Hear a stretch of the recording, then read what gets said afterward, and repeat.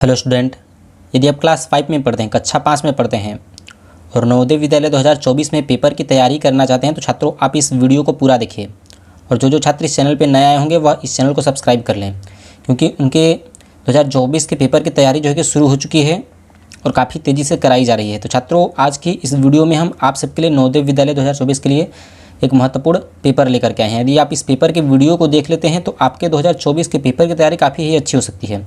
छात्रों, वीडियो को आपको रोकना कहीं भी नहीं है, वीडियो को पूरा देखना है। एक बार में यदि आपको प्रश्न जो समझ में नहीं आता है, वीडियो को फिर से आपको देखना है, 2 से 3 बार देखना है, जब तक कि आपको ये अच्छे से समझ में ना आ जाए। और जो सही है उस पर हमने टिक भी किया है, जिससे कि आपको सारा कुछ समझ में आ जाए। और कोई भी दिक्कत परेशानी रहती है तो आप हमसे कमेंट में पूछ सकते हैं। तो छात्रों, ये आपका खंड पहला है, मानसिक योग्यता परीक्षण।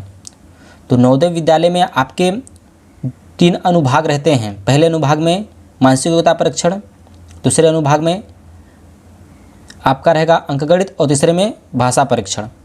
तो छात्रों, इस वीडियो में हम मानसिक योग्यता परीक्षण के प्रश्नों को सॉल्व करेंगे, क्योंकि ये आपका 40 नंबर का रहता है और अंकगणित 20 नंबर का, भाषा परीक्षण। तो इसमें आपके 40 प्रश्न रहेंगे। ये आपको नंबर इसमें मिलेगा, जो अंक वह 50 नंबर मिलता है। ठीक है, जो आपका मानसिक योग्यता परीक्षण है इसमें आपके 40 प्रश्न रहेंगे, अंकगणित में भी 40 प्रश्न रहेंगे और भाषा परीक्षण में भी 40 प्रश्न रहेंगे। तो मानसिक योग्यता परीक्षण में जो आपको नंबर मिलता है वह आपको 50 नंबर मिलता है। तो मानसिक योग्यता परीक्षण यदि आपकी अच्छी रहती है तो आप गणित भी अच्छी कर लेंगे और भाषा परीक्षण भी अच्छी कर लेंगे 1 से 2 महीने में।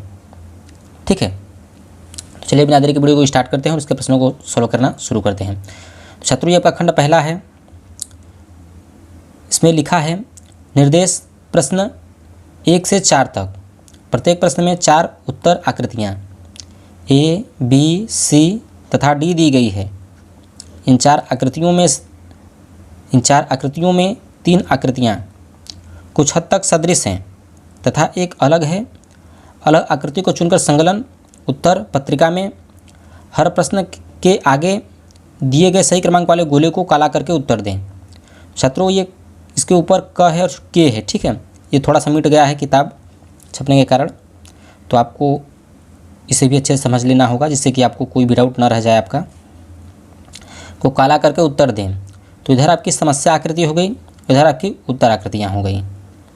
ठीक है, कुछ हद तक सदृश है, एक अलग आकृति है। तो छात्रों, इसमें से आपकी समस्या आकृति और उत्तर आकृतियाँ, तो इस A, B, C और D, इन चारों में से एक सबसे अलग आकृति है। समझ रहे हैं? इन चारों आकृतियों में से एक सबसे अलग आकृति है, वही आपको कमेंट में बताना है। तो इसमें देखिए कौन सी आकृति सबसे अलग है। D वाली है, क्योंकि हमने यहाँ पर एक ब्रैकेट भी बनाया हुआ है, गोल कलर का वृत्त बनाया हुआ है, जिससे कि आपको समझ में आ जाए कि हाँ यही सही है। क्यों सही है वह हम आपको समझा दे रहे हैं।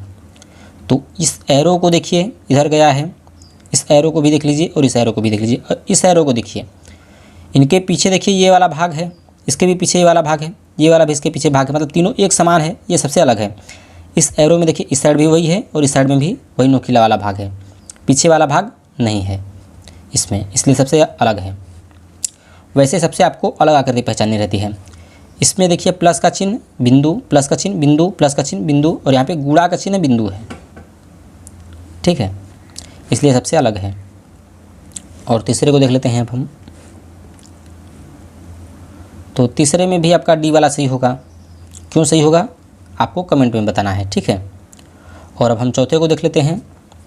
तो चौथे में भी देखिए ये तीनों एक समान आपको दिख रही होंगी। ये सबसे अलग दिख रहा होगा, क्योंकि आप ये नोकीला वाला भाग है, सब में थोड़ा सा टेढ़ा हुआ है। ठीक है, इसलिए चौथे का आपका D वाला बिल्कुल सही होगा। तो छात्रों, आई होप कि आपको खंड पहला अच्छे से समझ में आ चुका होगा। चलिए चलते हैं अब दूसरे खंड की तरफ।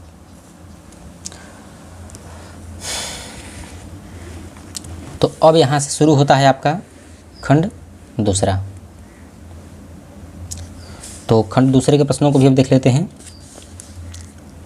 निर्देश प्रश्न 5 से 8 तक। प्रत्येक प्रश्न में बाईं ओर एक समस्या आकृति तथा दाईं ओर 4 उत्तर आकृतियाँ A, B, C तथा D दी गई हैं। उस उत्तर आकृति को चुनिए जो समस्या आकृति के बिल्कुल सदृश हो तथा सही उत्तर चुनकर संकलन उत्तर पुस्तिका में हर प्रश्न के आगे दिए गए सही क्रमांक वाले गोले को काला करके उत्तर दें। इधर आपकी समस्या आकृति हो गई और इधर आपकी उत्तर आकृतियाँ। तो छात्रों ये जो आकृति है वह किसमें है आपको वही बतानी है, जो प्रश्न में बोला है इसके सदृश हो, मतलब इसके समान हो, ठीक है, उसको आपको चुनना है। तो इसके जैसी आकृति ए में है, बी में है, सी में है या फिर डी में है, किस में है आपको कमेंट में बताना है। तो जो सही है उस पर हमने देखिए इसे वृत्त भी किया हुआ है जिससे कि आपको अच्छे से समझ में आ जाए। तो इसे आपको कमेंट में बताना है कि कौन सा सही होगा। और छठवें का कौन सा सही है, छठवें का भी देखिए डी सही होगा। यदि हम सातवें की बात करें तो सातवें का सी, और यदि हम आठवें की बात करें तो आठवें का डी। तो छात्रों आई होप कि आपको ये 8 प्रश्न अच्छे से समझ में आ चुके होंगे। तो अब तक के लिए इतना ही। चलिए मिलते हैं आपको नेक्स्ट वीडियो में इसके आगे के प्रश्नों की वीडियो के साथ। धन्यवाद।